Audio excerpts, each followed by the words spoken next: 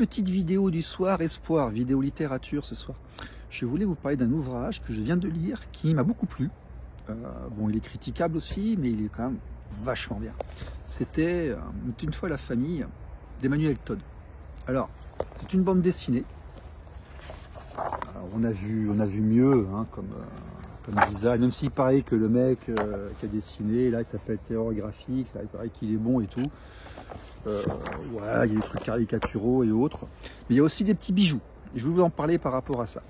Pour ceux qui ne savent pas, Emmanuel Todd, en fait, c'est un sociologue, c'est un des plus grands sociologues des systèmes familiaux. C'est même un des experts mondiaux des systèmes familiaux. Et il vient nous expliquer ce que c'est qu'une famille nucléaire, qu'une famille communautaire, qu'une famille souche. En quoi ça consiste? Pourquoi est-ce que le type de... en cas, la famille nucléaire, ce sont quand même des pages qui expliquent bien, quoi. Qu'est-ce qu'un système familial nucléaire? Voilà, c'est-à-dire que, ici, il va expliquer, il y a un ménage nucléaire, c'est un homme, une femme qui font des enfants. Lorsqu'ils se séparent, ils sont égaux. Alors, ils vont se séparer, refaire des enfants, des familles, comme on vit nous beaucoup en Occident, hein. Égalitaire comme c'est en France, l'héritage est à égalité entre garçons et filles. Il y a la famille nucléaire qui peut être absolue, il n'y a pas de règle d'héritage. Les parents répartissent les biens quand et comme ils le veulent. Ça, c'est en Angleterre. Il y a des familles de modèles aussi où l'aîné a une importance par rapport à d'autres.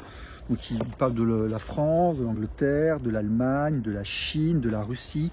Il explique que ces modèles traditionnels familiaux entraînent des structures et des types de sociétés. Donc, il explique par exemple l'arrivée du communisme par rapport au type de famille russe, qui avait l'air, qui était un peu plus bordélique que le nôtre visiblement, hein, où tu te maries très jeune, ce qui fait que le papa, il a parfois des visées sur la jolie petite blonde qui est avec toi, là, et donc il faut que le groupe te protège beaucoup plus que ce qui peut arriver après, et groupe qui protège beaucoup plus, le tsar, le communisme. C'est une théorie qui est intéressante.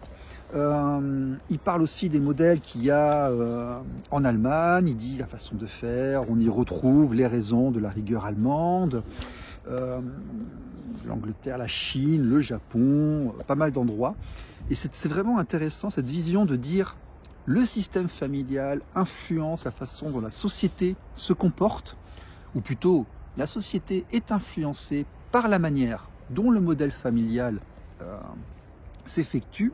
Est vraiment passionnante. Ça, j'ai beaucoup aimé. C'est une façon de rentrer dans la sociologie d'Emmanuel Todd que j'aime beaucoup. Tiens, on va rejoindre Marc Mangin sur ça. Lui, il dit que la crise occidentale, la crise de la famille est aussi liée au brassement de population. Qui dit brassement de population dit brassement de type de modèle de famille. Et donc, il n'y a plus de modèle commun. En fait, puisque toutes les cultures se mélangent, tous les types de familles se mélangent. Et quel type de famille privilégie-t-on au détriment de laquelle? De quelles habitudes? Et quelle société cela entraîne-t-il? C'est intéressant. Je vais vous en parler. C'est c'est Emmanuel Todd. Il était une fois la famille. C'est un ouvrage passionnant. Bon, il coûte 23 €, mais il pèse lourd. On peut s'en servir aussi pour résoudre des problèmes. Voilà. Quand vous avez le chat qui miaule trop fort ou ce genre de choses.